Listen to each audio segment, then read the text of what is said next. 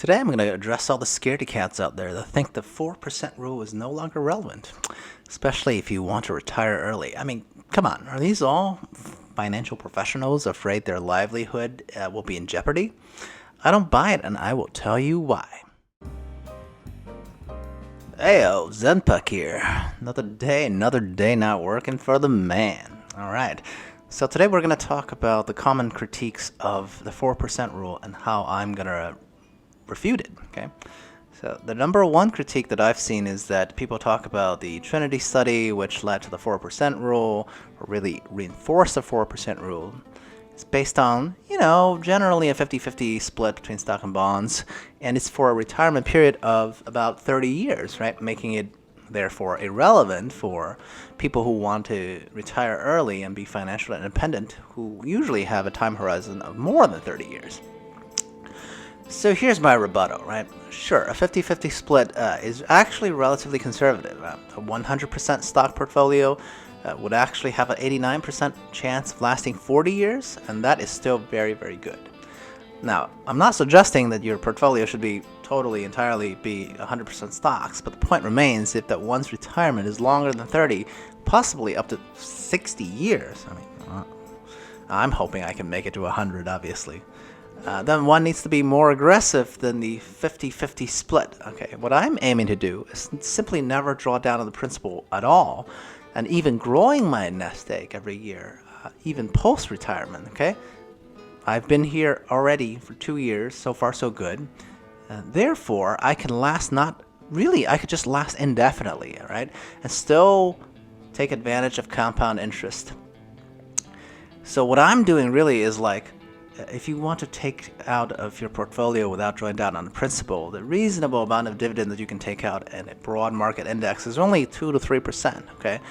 Now, where does the additional 1 or 2% come in? Well, you could sell some stocks for capital gains in case you need cash. So really, when you want to think about it, is that the 4% rule is just a guideline. If you want to be retired early, then you really need to ask yourself the question, are you done with accumulation entirely, let's say in your 30s, and it's only distribution from now on, or do you want to aim higher like I'm doing? Okay.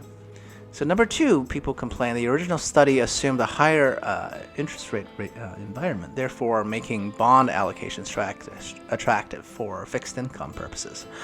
That's definitely true. Okay, when these studies were done in the late 90s, I mean, the bond interest rate was in the high single digits, okay, which is ridiculous compared to these days where multiple major governments are going into the negative interest rate environment, okay? So what's the point of having bonds when you can't actually use bonds as fixed income, okay? You're not going to be able to buy a broad market bond fund and generate any reasonable amount of income in exchange for growth, right? This was the whole point of stock and bond allocation, right? The stock is there for growth, the bond is there for income. Right now, the bond doesn't provide much income. It barely provides more than a very, very growth-oriented dividend portfolio, growth portfolio type of ETF even. So what I would say is you simply replace the bond with real estate, okay, which at the very least holds value well, generates income in the form of rent, which is kind of equivalent to the interest payments here. So what's the catch, right?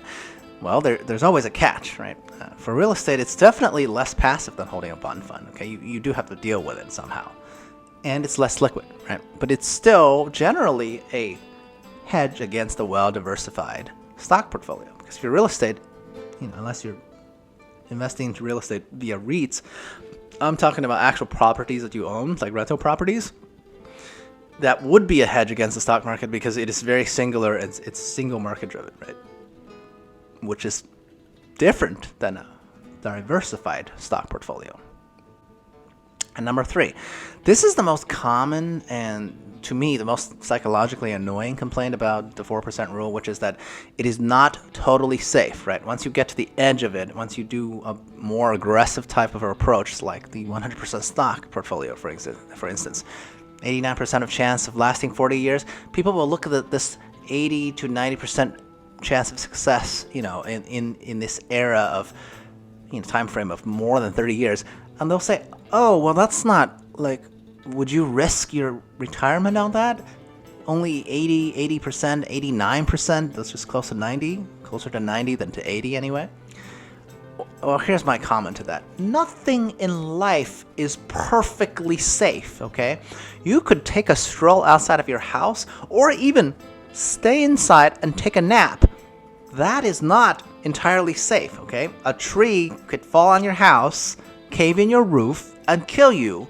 So that the idea that you would only follow a strategy because it's perfectly safe, to me, those are just excuses of losers who can't even get to regular retirement, much less early retirement, okay?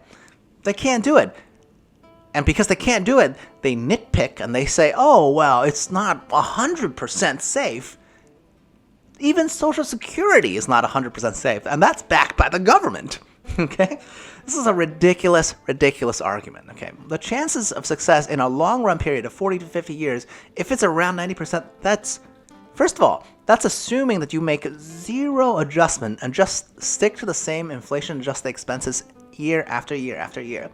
Do you really think that you would do that if there was some, moment of economic meltdown? And we do have those. Every 10 to 15 years, there's some sort of crash, right? If that happened, your 80 to 89% chance of success is based on you not adjusting your lifestyle at all, okay? Any normal person, you hit a housing crisis, you hit a pandemic here, you know what you would do? You would contract your lifestyle, probably significantly, okay? Because when you read the news, everything's crashing, everything's not doing well. The first thing people do is, you know what? Hey, can I live on less? That's what you would do, all right? So instead of using, let's say, your whole 4%, just do 2% for a year, especially when there's no social pressure for you to act in any other way, okay? Like, this is the thing.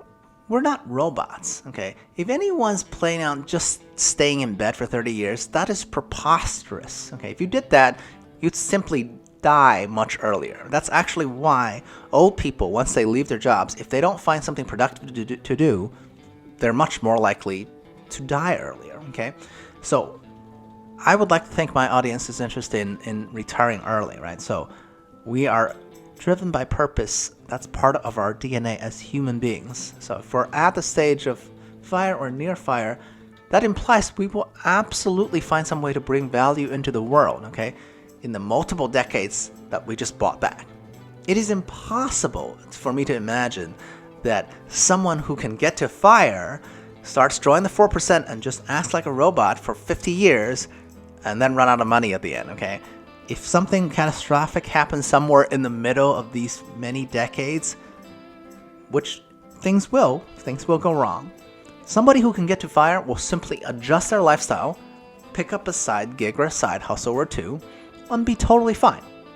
Alright, thanks guys. Check out some of my other videos on the same topic. Like and subscribe.